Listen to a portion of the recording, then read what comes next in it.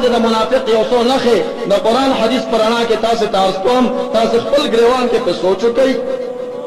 که دغه نښې مو په ما کې ولیدې، ښه سپینه جامه به مې، ښه زلفې به مې پرېښي، ښه پټکی به مې په سر وي، خو چې دغه نښې چې ما درته اوس بیان کړې، قرآن بیان کړي د منافق، دا په ما کې پوره شي، نو ګورئ زه به بیا منافق یم. او که دا په یو بل چا کې برابرې شوې، هغه سړی که ملا و، هغه سړی که امي و، هغه سړي که د پیر نوم ځان پرې تړلی و، که هغه سړي ملک و، که یو سیاسي لیډر و، که هغه هر څه بلا وه، خو چې د منافق علامې ورکې برابرې رالې، هغه سړی به منافق وي. قرآن د چا نوم نه اخلي. مثال په طور چې د کافر پیژندو کې او د مسلمان په پیژندو کې امي ملا یو شان دی. تم کافر پیژنې، زه هم پیژنم، لیکن مسلمان تم پیژنې، زه هم پیژنم. زما او ستا فرق په منافق کې دی چې زه منافق پیژنم، ته نه پیژنې. زه منافق پیژنم، ته منافق نه پیژنې. محترم مولانا صاحب چې وړاندې عرض وکړه چې د رسول الله امت به درې اویا فرقې کېږي،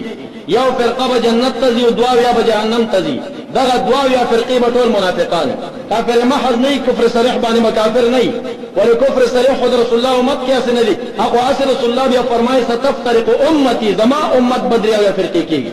هغه چې کافر دی خو رسول الله په امت اجابت کې داخل نه دي، هغه اسم د امت نه بهر خلق دي. نو مراد د دین منافقان دي چې هغه درې اویا فرقې کېږي، امت دوه اویا به منافقانو ډلې جهنم ته به ځي، یوه ډله به جنت ته روانه وي. لیکن قرآن حدیث یو عجیب کتاب دی قرآن، چې هغه د چا نوم نه اخلي، هغه د چا د کلي نوم هم نه اخلي، هغه د چا د پلار نوم نه اخلي، هغه داسې نه وایي چې د فلاني شاډن د علاقې فلانی سړی منافق دی او فلانی مسلمان دی. ولې؟ قرآن خو یو اجمالي کتاب دی مختصر،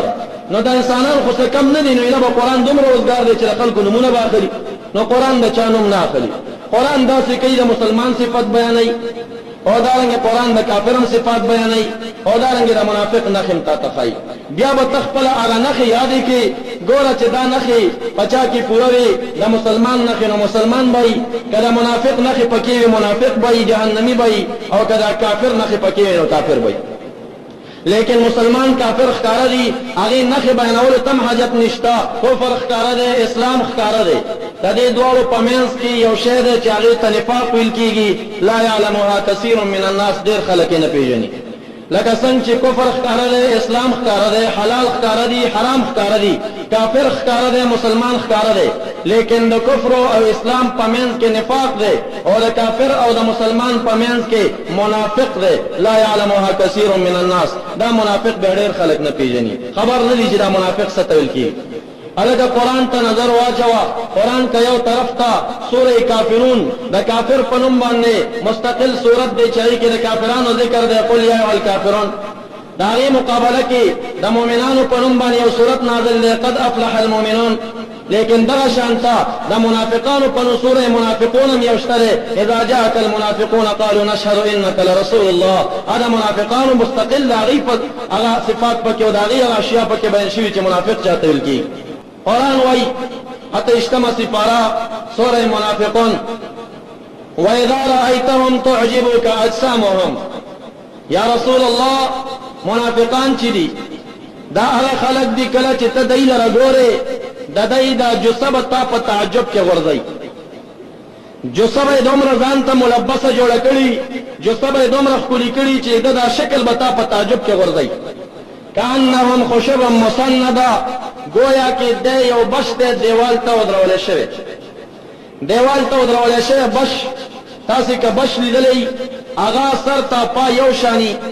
نو دا تشبیه په دوه معناګانو ده. یا دا ده چې د لرګي په شان د علم نه به خالي، هسې به عالم به نه وي، دا وبه د علم کوي. او یا تشبیه د لرګي سره په برابرۍ کې ده، لکه لرګی چې سر ته پا یو شان پړسېدلی روغ جوړ دی، نری او غټ پکې نشته بش، نو دغه شان بدن سر ته پا پړسېدلی. او دغه ملا چې هغه خپله ځواني صحت نه لري، هسې هډوکې د چړګلې عمره وي، د پاسه پرې غوښه انبار وي، دغه مولا چې دی دا منافق دی.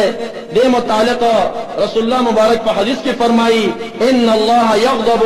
علی حبر سمین، الله چاغ مولا ته په غضب باندې. خو صحت بیل شی دی. زاده بسطة فی العلم والجسم، طالوت علیہ السلام ته الله په علم کې او په جسه کې زیادت ورکړو، دا هغه جسم قوي او دا هغه علم هم زیات. هغه ځواني ده، ځواني ښه شی دی. عمر فاروق صاحب لوړ قد غټه ځواني لرله، او یو اسې بې ځایه پړسېدل دي، هغه تاسې پېژنئ. دارنګ دویمه علامه قرآن دا منافق دا خی وَإِن يَقُولُوا تَسْمَعْ لِقَوْلِهِمْ یا رسول الله منافقان به د ژبو نه داسې پاستئ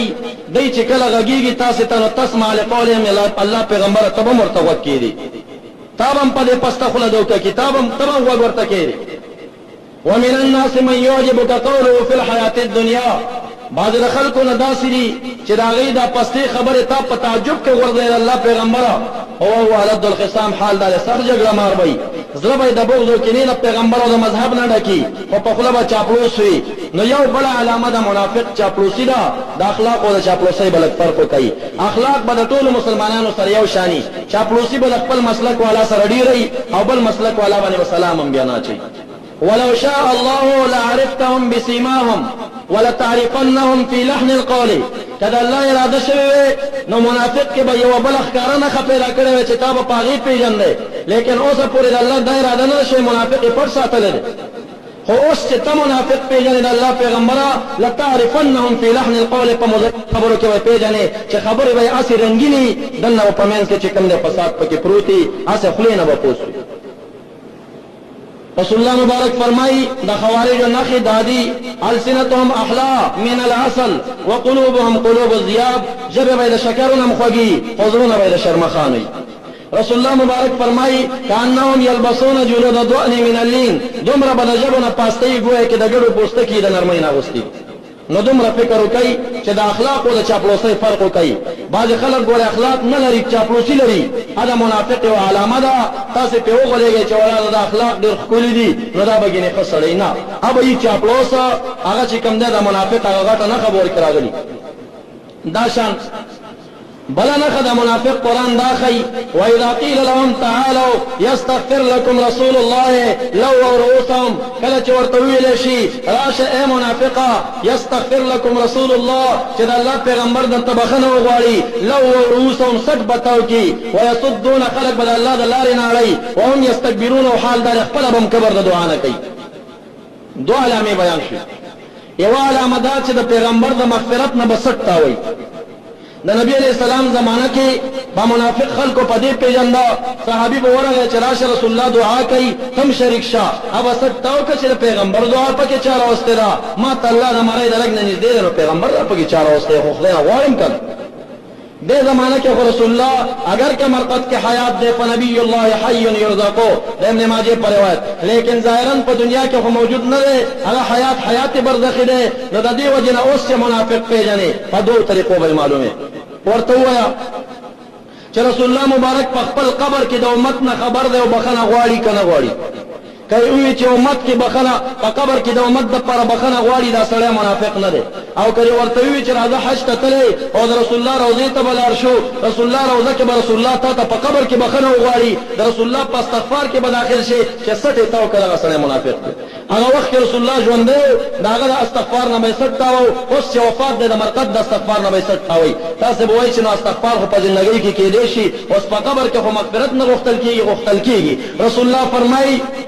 حیاتی خیر لکم و وفاتی خیر لکم زما زندگیم تاسې ته ښه ده زما وفاتم تاسې ته ښه دی زندگی په دې ښه ده تکلمون معي تاسې ما سره غږېږئ اکلم معکم زه تاسو سره غږېږم او هر چې وفات دی وفات مې په دې ښه دی عرضت علی صلاتکم وسلامکم واعمالکم ستاسې سلامونه ستاسې درودونه ستاسې ټول عملونه ما ته پیش کېږي ان كان خيرا كتاس نیک عمل کړي فحمدت الله علیه الله ثنا ادا کوم وان كان شرا فاستغفرت لكم كتاس بد عمل کړي په قبر کې ستاسو لپاره بخښنه غواړم نو رسول الله استغفار دا حدیثونه ثابت ده په قبر کې اوس چې منافق معلومه ورته وایي چې حج ته خلاړې لکه رسول الله روضې تم لاړشه رسول الله دا فرمایلی من حج ولم يضرني فقد جفاني چا چې حج کو زما زیارت ترانه ما سره ظلم وکړه ولی پیغمبر سره ظلم کې رسول الله روضې ته لاړشه رسول الله استغفار کې به داخل شي کله سره لاړو خو منافق نه ده کله نه تو شو سټه تاو کا د قران په فتوا باندې سره منافق دی بیا دا منافق علامت تاسې باوریدلی دا غیر مقلدین نام نهاد اهل حدیث هغه داسې خبرې کړې دي یولس کله دغه مشهور چې تاسې پیژنئ تاسې د علاقې او تاسې قومي یولس کله حج ته تلو یو مجلس کې دا خبره کړې وه چې یولس کله زما یقین نه و چې مې حج به قبول شوی لیکن په 12م ځل باندې د رسول الله روضې ته لاړم اوس مې یقین دی چې حج به مې قبول شوی دا د خبرې دي، دا د مشرانو ویناګانې دي. دویمه طریقه د منافق د پیژندو اوس وخت کې دا ده، هغه وخت کې رسول الله د استغفار نه بیسټا وو، اوس رسول الله حیات دی په مرقد کې ظاهرا دنیا کې نشته، لیکن د پیغمبر خدا وارثان شته، وارثان علماء حقانی او پیران حضرات دي. اوس چې معلومه وارث په حکم د مورث کې دی، هغه وخت کې به د پیغمبر د استغفار نه سټا وو، اوس ورته وای راځه دلته یو پیر صاحب دی او دا پیر صاحب چې کوم نه دا وستا د پاره بخنه وغواړي، د پیر صاحب په استغفار کې به داخل شي، کدر سره لاړو نو دا خسړی دی او کسټی تاو کنه دا منافق دی. بیا قرآن په فتوا باندې واذا قيل لهم تعالوا چورته به ویل شو چې راشي یستغفر لكم رسول الله، چې الله پیغمبر د تبخنه ولا ورسم سټ بیتا وي. بیا سوای نه ما ته الله د شامره درګ نه نږدې دی نو پیغمبر پکې چاره وسته دی او یا چې کوم دنو پکې ولی او پیر پکې چاره وسته د خدای نه خپل بخنه غواړم کنه. الله وی وهم یستكبرون، خپلم کبر د دعا نه کې دروغ جن دي، هغه کوم باندې لټي دا خو د سنتو پسې وکړه، دا خو د جنازې پسې وکړه، هر دا ټیم خو د دعا نو مناسبه، خپلم دعا نه کوي، تاسو ورپسې اولګيږئ، یقین په خدای او کې ځان تیم نه کوي، مونږ بو کې ډایرکټ په پاسي دا ضرور د سی باندې لټوي، خبر کوي د دعا نه، خپلم دعا نه کوي. دارنګي بلا علامه د منافق چې قرآن خو دلې دا هغه دا ده چې دی به د الله ذکر نه کوي. چا چې د الله ذکر کولو یا پټ یا ښکارا، ګوره دغه سړی منافق نه وي. چا چې د الله ذکر نه خلق منې کول او د الله ذکر نه کولو، دغه سړي ته قرآن منافق وایي. او دارنګه 23مه سپاره اول سر کې هلته الله بیان کوي، غالبا سوره مجادله ده، هغې کې الله بیان کوي، فرمایي استحوذ علیهم الشیطان، په دغې منافقانو شیطان غلبه کړې ده. اوس شیطان په منافق غلبه وکړه، د شیطان د غلبې څه فایده وروته؟ فانساهم ذکر الله، فانسا فا نتیجې لپاره ده، نتیجه کې سره ووته د دې منافق نه د الله ذکر یاد ویستو، دا د شیطان د غلبې د تاثیر. اولئک دغه کسان چې هغې نه د الله ذکر یاد وتلی، حزب الشیطان دا د شیطان لښکر دی، الا ان حزب الشیطان هم الخاسرون، خبردار ګوره د شیطان لښکر هم دی تاوانیان دي. نو بله علامه یې دا ده، یو ډیر ذکر دی یو لږ ذکر دی. ډیر ذکر چې کم دی نو دا د مسلمان صفت دی، او لږ ذکر منافق هم کوي. ګوره کله چې منافق په نفاق کې اول قدم کیږي نو قرآن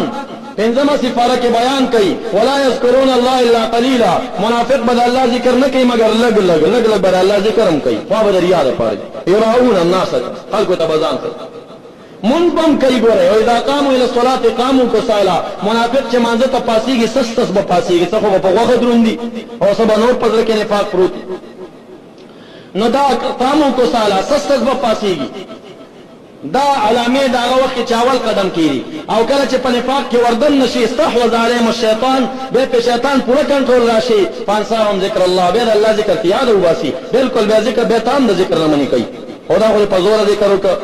نه نه دا حلقه دې نو ولې جوړه کړه پکې، هلکه حدیثونه ځان خبر کا. رسول الله مبارک د مشکات حدیث دی، اذا مررتم بریاض الجنة فارتعوا فيها، کله چې د جنت په باغچو باندې تېرېدئ اوسرېږئ. صحابه تپوس کوي یا رسول الله ما ریاض الجنة، د جنت باغچې څه شی دي؟ رسول الله مبارک ورته وایي حلق الذکر، د ذکر حلقې په دې کې سرېږئ، دا به تا منې کوي. یاره وګرځېږئ، دغه نام نهاد اهل حدیثه دی بالکل دا قرآن کې متعددو ځایونو کې واذکر الله ذکرا کثیرا، الله ډېر ډېر یاد کوي، دی ذکر پیژني نه چې دا ذکر لا ځان ته عبادت دی او که نه دی. دا بیا راواخلي په مانځئ چسپان کي، وایي بس مونږ دی که نه هغه هم ذکر دا هر څه خپل خپل ځای لري، دعا خپل ځای لري، ذکر بېل ځای لري، مونږ بېل ځای لري، تسبیحات بېل ځای لري، هر څه خپل خپل ځان ته عبادت دی. دغه ذکر باندې چې الله ځان ته مستقل امر کړی، کوم ځای کې تا ذکر وکړه، مونږ خو منې کوي چې په زور دی وکړه، یا دې مطلب حلقه جوړه کړه، نو ته ځان ته ذکر کم وخت کې تا کړی. بهرحال بل علامه دغه ده چې د مسلمان والذاکرین الله کثیرا والذاکرات، مؤمن به د الله ډېر ذکر کوونکي سړي او ډېر ذکر کوونکي ښځې دا مؤمنان دي، او لږ لږ ذکر کوونکي یا ذکر نه کوونکي دا منافقان دي. دارنګې د منافق بل علامات 23مه سپاره کې الله بیانوي، فرمایي ويقولون لا تنفقوا على من عند رسول الله، وای دی چې د رسول الله په مرګرو باندې خیرات مکوئ. ويقولون وای دی لا تنفقوا نفقه او خیرات مکوئ على من فاغ صحابه باندې عند رسول الله چې د رسول الله مرګري دي، د رسول الله په مرګرو خیرات مکوئ. اوس د رسول الله مرګري صحابه په دنیا کې ظاهر شته، جواب راکړي ظاهره خو نشته کنه. اوس علما د رسول الله وارثان دي، پیران د رسول الله وارثان دي، او د هغې مریدان او شاګردان دا داسې دي لکه هغلته چې د رسول الله صحابه، یعنی د هغې مقام اوچت دی، مقام کې ورته دی نه رسي. لیکن مثال در کومه چې دا د هغې وارثان دي، د هغې طالبان او مریدان یې داسې دي لکه صحابه.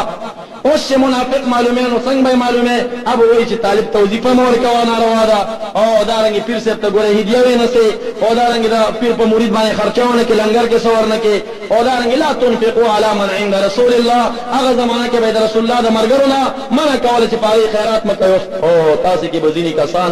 شاید مولیانو کې هم دا شبه راغلي، او مولي صاحب تا خو یوازې په خیرات نه کولو باندې سړی منافق کا.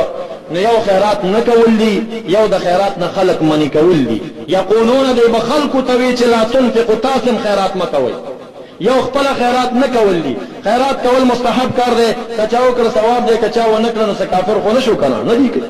ډېر خلک زمونږ سره متعلقین دي، خیرات یې نه دی کړی، اوس مونږ غوسه خو ورته نه کوو چې تا ولې خیرات نه دی کړی. یو داسې یو بدبخت دی چې بل سره د خیرات نه منې کوي، دا صفت د منافق دی چې یقولون لا تنفقوا، خلکو ته وایي چې خیرات مه کوئ. دا د منافق صفت دی. او دا زنوای ما دا قرآن وای منافق پرې صفا د جهنمی صفت دی. جهنم کې د قیامت په حشرګاه کې هغه عظیم ورځ باندې چې انسانان دوه ډلې شي، یو طرف ته خلاص عملنامه والا، یو طرف ته چپ لاس عملنامه والا شي. د خلاص عملنامه والا ته چې عملنامه په خلاص کې ورکول شي، هغه به یو आवाज کوي د خوشحالۍ نه، ها امقرؤ کتابیه، یا خلکو را منډه کوي زما عملنامه وګورئ.